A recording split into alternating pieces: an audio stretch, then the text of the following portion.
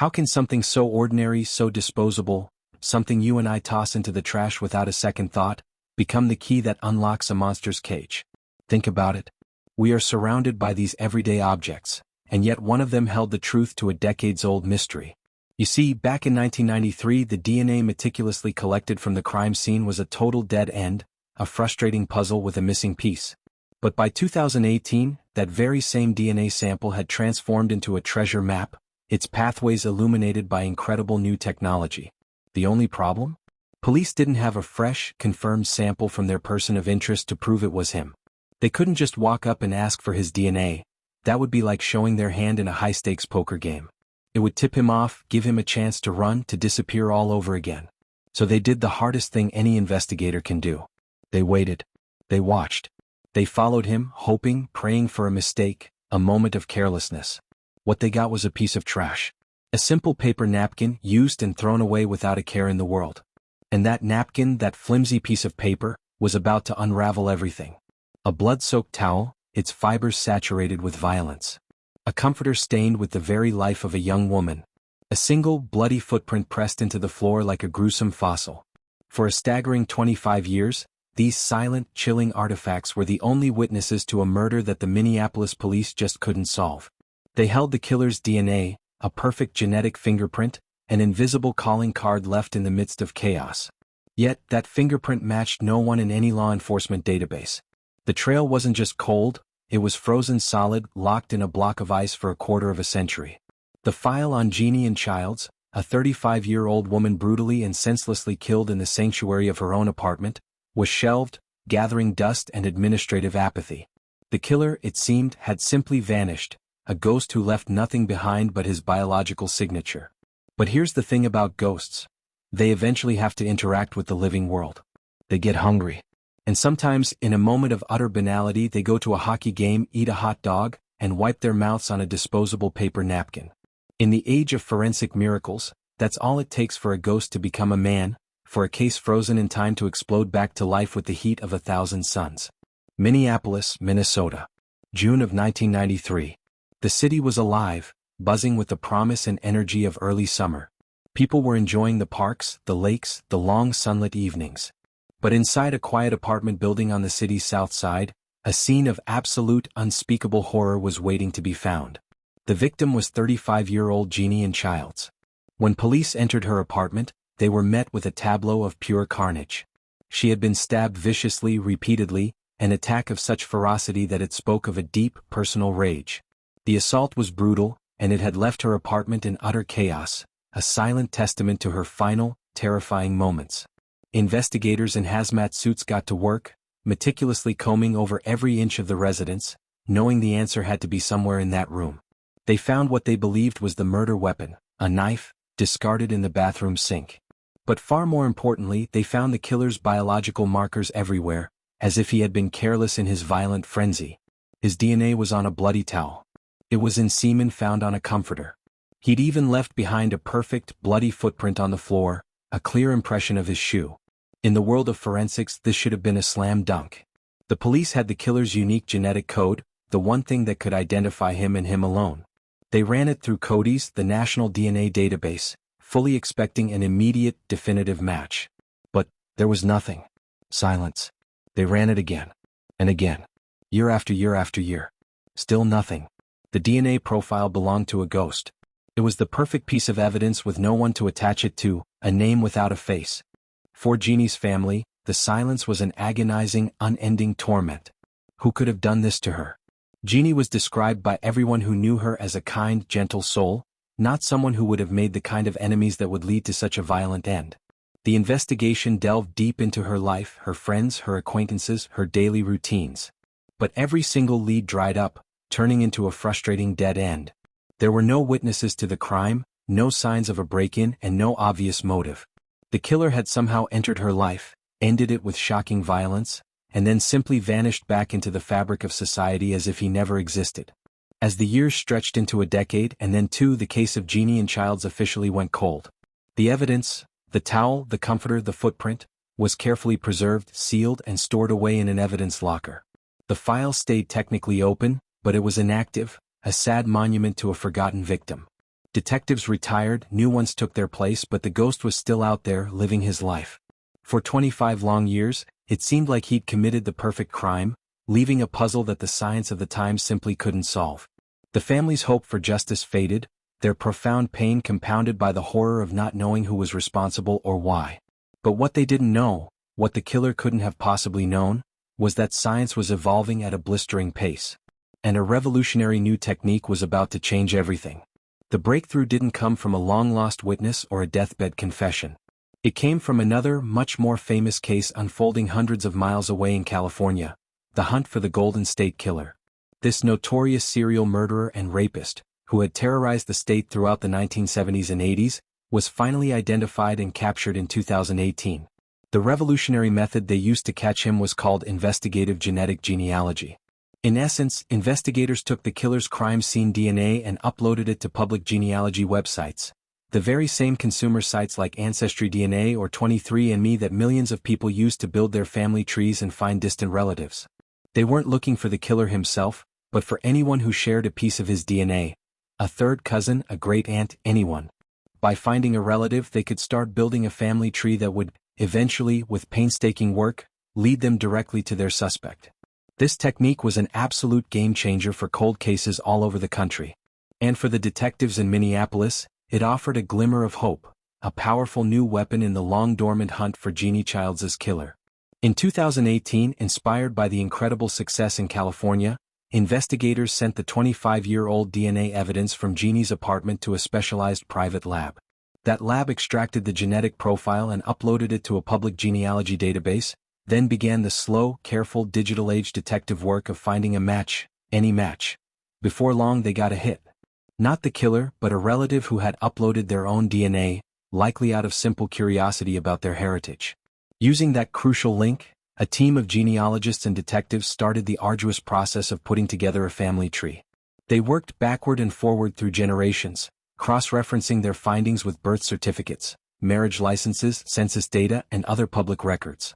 They were meticulously mapping out a family's entire history, all to zero in on one person who would have been in the right place at the right time, and of the right age to have committed the murder back in 1993. The search, initially broad, narrowed dramatically. Eventually, it led them to two brothers. Based on the genetic connections, they believed one of these two men had to be their killer. His name was Jerry Westrom. He was a Minnesota businessman, known in agricultural circles, a family man with no obvious connection to Jeannie Childs and, most importantly, no violent criminal history that would have landed his DNA in the police database. On the surface he was just a regular guy, a face in the crowd. But the genetic map, drawn from a drop of blood left a quarter-century earlier, was now pointing directly at him. The problem was, a genetic map isn't enough for an arrest. It's an incredible lead, a powerful investigative tool, but it's not definitive proof. To get a search warrant and make a murder charge stick in court, they needed a direct, fresh DNA sample from Jerry Westrom himself. They had to prove, without a shadow of a doubt, that the DNA on his body today was the same DNA left in that blood-soaked apartment a quarter of a century ago. And they had to get it without him knowing. The hunt was on, but now it was a different kind. It was a quiet, patient surveillance mission. They just needed Jerry Westrom to make one small human mistake. In January of 2019, the investigative team began the delicate and tense process of shadowing Jerry Westrom. They followed his movements, learned his daily and weekly routines, and waited patiently for their chance. That pivotal moment came at a place so public and so normal it was almost surreal for a murder investigation. A local hockey game. Investigators tailed Westrom to the arena, blending seamlessly into the crowd of cheering sports fans. From a distance, they watched him get up and buy a hot dog from a concession stand. And then they saw it. The moment they had been waiting for. Westrom sat down in his seat, ate his hot dog and casually, unthinkingly wiped his mouth with a standard paper napkin. Every investigator on that surveillance team held their breath. This was it.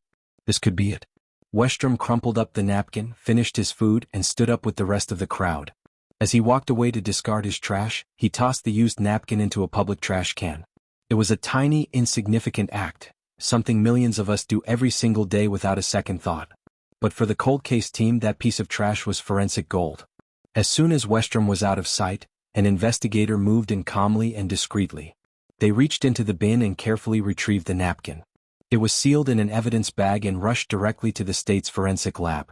The question was simple, but the answer would change everything. Would the saliva and skin cells left on this discarded napkin match the decades-old DNA of the ghost who had haunted their department for so long? The wait for the results was agonizing.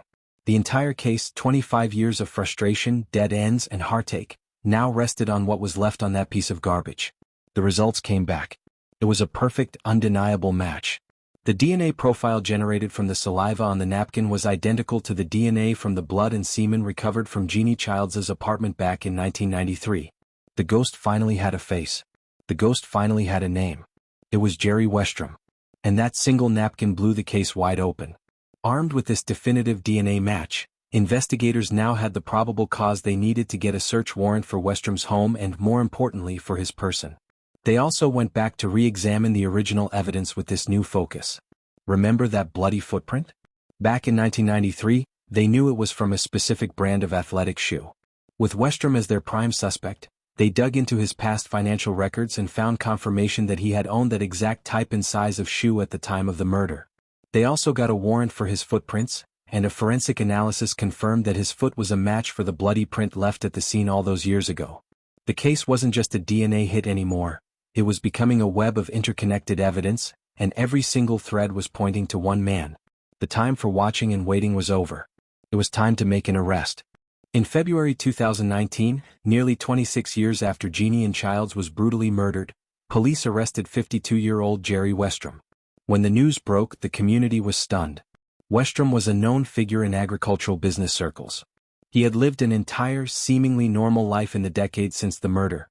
He got married, raised a family, and built a successful career, all while hiding a terrifying and violent secret. When police first confronted him, he denied everything.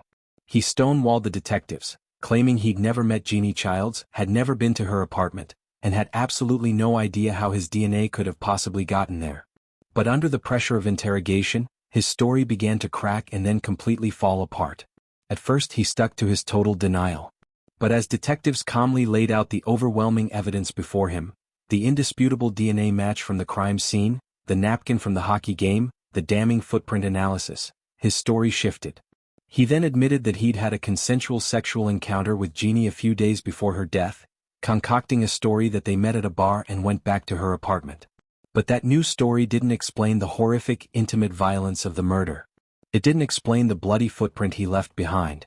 And it certainly didn't explain why he never came forward as a possible witness after her murder became front-page news. The trial was finally set for August 2022.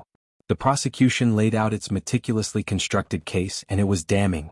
They presented the jury with the hard science, explaining the statistical certainty of the DNA evidence. They walked the jurors through the painstaking, brilliant work of the genetic genealogist who had built a family tree that led straight to the defendant. They presented the napkin from the hockey game, holding up the simple, everyday object that became the undeniable link between the suspect in the courtroom and the 26-year-old crime scene. They showed the jury the detailed analysis of the bloody footprint, another piece of the puzzle that fit perfectly. Westrom's defense team tried to create reasonable doubt. They questioned the integrity of the 26-year-old evidence, suggesting it could have been contaminated. They argued that the police developed tunnel vision, zeroing in on their client while ignoring other, still unexplored possibilities. They stuck to the story that his encounter with Jeannie was consensual and that some other, unknown person must have killed her after he left. But the mountain of evidence was just too high to climb. After a lengthy and emotional trial, the jury returned its verdict. In August 2022, Jerry Westrom was found guilty of first-degree premeditated murder. More than 29 years after he viciously took Jeannie and Childs' life, the man who thought he'd gotten away with it, who had built a new life on a foundation of lies, was finally held accountable. He was sentenced to life in prison. For Jeannie's family, who had waited with grace and pain for nearly 3 decades, the verdict brought a profound, immeasurable sense of relief and finally justice for Jeannie. So, how did a simple napkin really break a murder case? It became a bridge. A bridge across 26 years of silence, pain, and mystery.